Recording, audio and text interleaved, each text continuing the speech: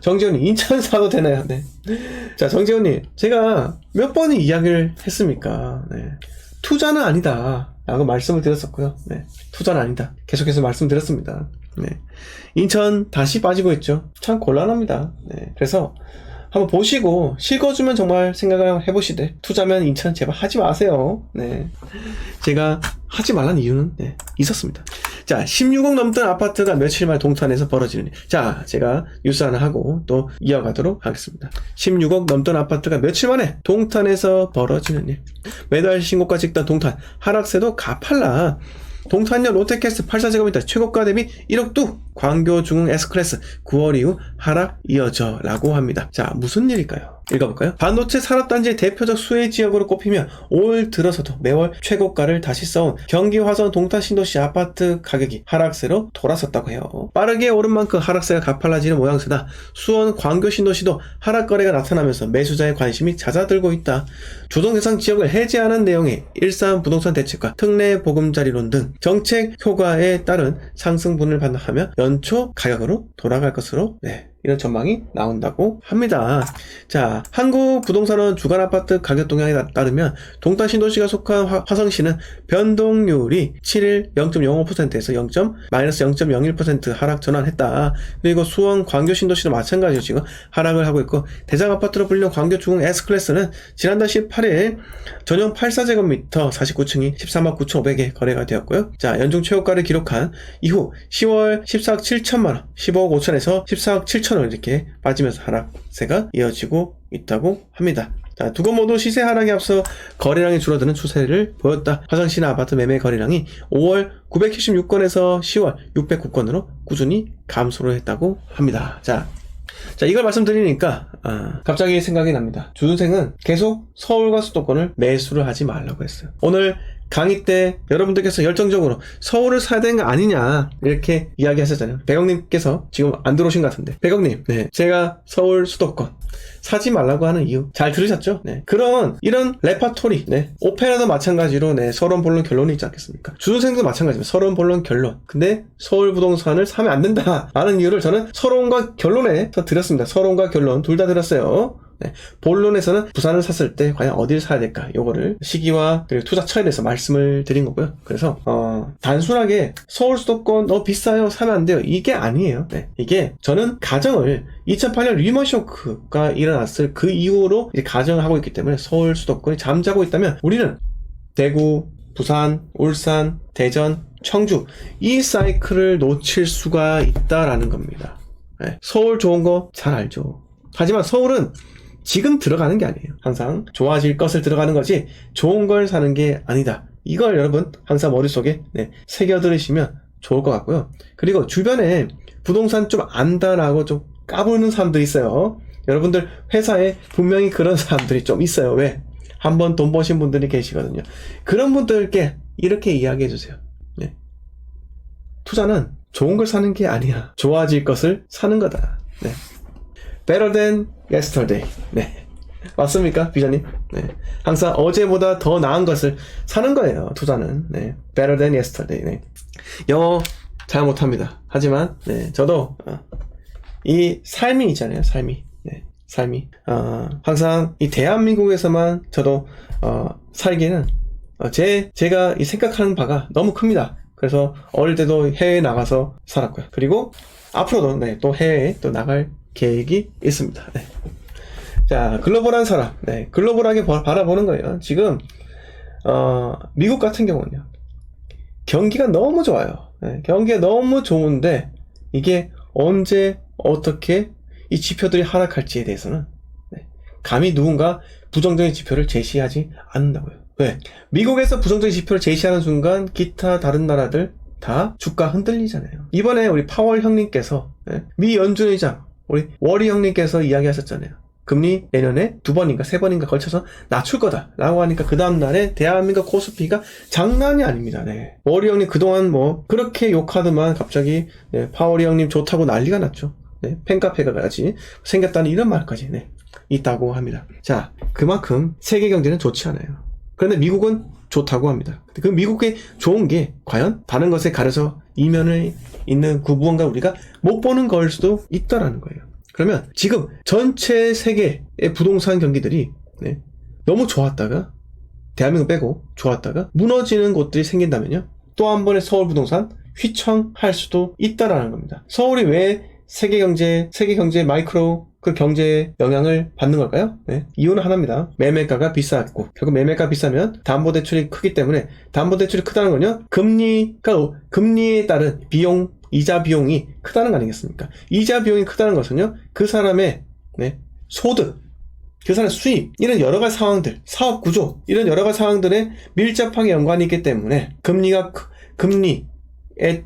좀 더 영향을 받을 수 있다라는 겁니다. 하지만, 광역시 부동산은요, 수용 가능한 담보대출 금액이라고요.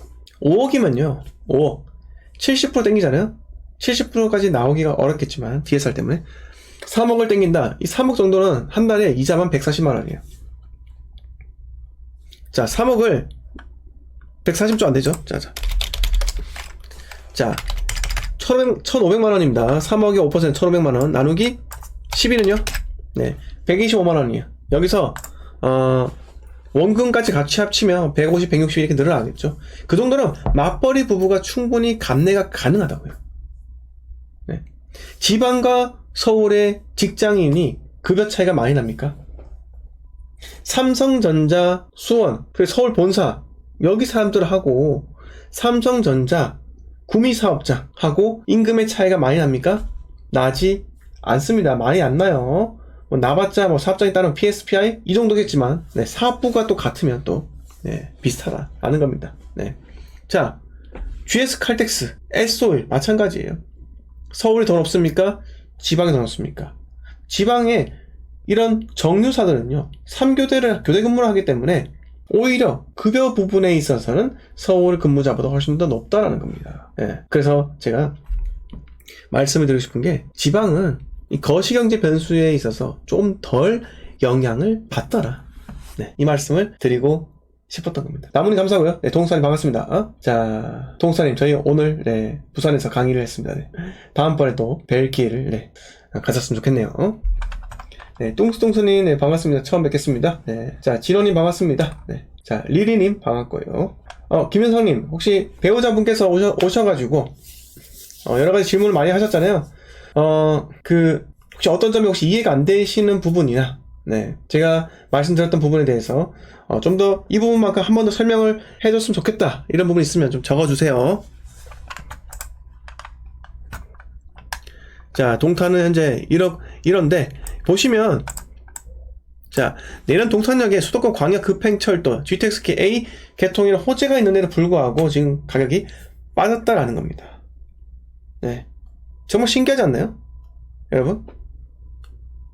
신기하지 않습니까? 아니, GTX-A라는 대형 호재가 이제 개통을 하는데 왜 집값은 빠질까요? 왜 집값은 빠질까요? 저도 이해가 안 됩니다. 근데 여러분 생각해보면 부동산은 뭐든지 다 상대적인 거예요. 오늘 강의 때 제가 주장처 말씀드렸던 게, 입주 물량은 상대적인 거다. 입주 물량이 적어도 떨어질 때가 있고 입주 물량이 많아도 오를 때가 있다, 이렇게 말씀을 드렸잖아요. 그래서 부산에 만 11년간 매년 27,000세대가 공급이 되는 중에, 네, 앞에 5년은 올랐지만 뒤에 5년은 떨어졌다. 2017년부터 떨어진 이유는 뭡니까? 2017년도부터 부산은 규제 지역, 조정 대상 지역으로 지정이 되면서 그 입주 물량이 이제 효과로 나타내는 거다라는 겁니다. 그래서 부동산은 상대적인 거예요. 그 GTX-A도 마찬가지입니다. 부동산이 상승기 때는 이 교통이라는 호재가 정말로 뜨거운 에너지가 되어서, 네, 물이 90도에서 100도씨까지 끓고, 네, 기화하면 그런 수증기가 엄청나게 뜨겁다 하잖아요. 네, 그 온도까지 올라가게끔 만드는, 네, 촉매제, 연료, 땔감, 이런 것들, 네, 그걸로 작용이 되겠지만은, 이게 부동산이 하락기 때는요, GTX 할아버지가 오더라도 GTX가 아니에요. 네, 저기 프랑스의 떼제베인데 500km 시속, 네, 자, 일본의 신칸센인데 500km 속도 들어와도 안 되는 거예요. 안 되는 겁니다. 네, 그러니까 교통은 결국은 상승기 때 좋은 효과, 하락기 때는 효과를 발휘할 수가 없다라는 겁니다. 예. 제이선님 반갑습니다. 자, 그래서 동탄에 대해서 제가 주구장창 말씀을 드렸던 거. 동탄뿐만 아니고 경기 남부권 입주 물량 너무 많다. 그리고 지금 사면은 결국은 25년도 이후에 팔 건데 26년도 이후에 팔 건데 과연 우리가 얼마를 벌고자 동탄에 들어갈까요? 얼마를 벌고자 동탄에 들어갑니까? 예? 얼마 벌 거예요? 얼마 벌 수 있어요? 가서 못 번다는 겁니다. 예. 이번에 단기 고점 잘 봤죠? 가짜 상승기 잘 경험하셨나요? 여러분? 이번에 가짜 상승기 잘 경험하셨어요? 요거? 뭐라고 했습니까? 제가 뭐라고 했어요? 단기 V자 반등 절대 불가능하다 했죠? 이거 불가능합니다. 그런데 수많은 이상한 또 전문가 아저씨들은요, 부동산 시장에 무조건 V자 반등 온다고 난리였는데 결국은 제 방송을 들어서 여러분들께서 요 고점에 매수를 안 하신 게 정말 천만다행입니다. 자, 제가 대구에 대해서 이야기를 드렸잖아요. 요거. 우리 대구는요, 여기서 산 거예요. 여기서. 이거 샀잖아요. 여러분, 오늘 제가 대구에 어디 샀다고 이야기는 드리지 않았지만은, 하여튼 제가 매수한 것도 제가 그 지역에서 그 아파트, 신저가를 제가 찍었습니다. 여러분, 제가 찍었어요. 정말 자랑스럽지 않나요? 여러분들이 매일같이 보는 주선생이 한 아파트에서 신저가를 찍었습니다. 신저가요. 어떻습니까? 전 뿌듯해요. 그리고 수많은 분들께서 신저가가 아니더라도 이 정도 금액대로 매수하셨습니다. 이게 뭐다? 입주하는 아파트예요. 자, 제가 계속 지겹게 말씀을 드리는 게 그거예요. 뭘까요? 투자는 리스크부터 제거하는 겁니다. 투자는 리스크부터 제거하는 겁니다. 제거하기 위해서는 싼 걸 사야 되는 거예요. 싼 걸 사기 위해서는요, 입주장에 처한 신축을 사는 겁니다.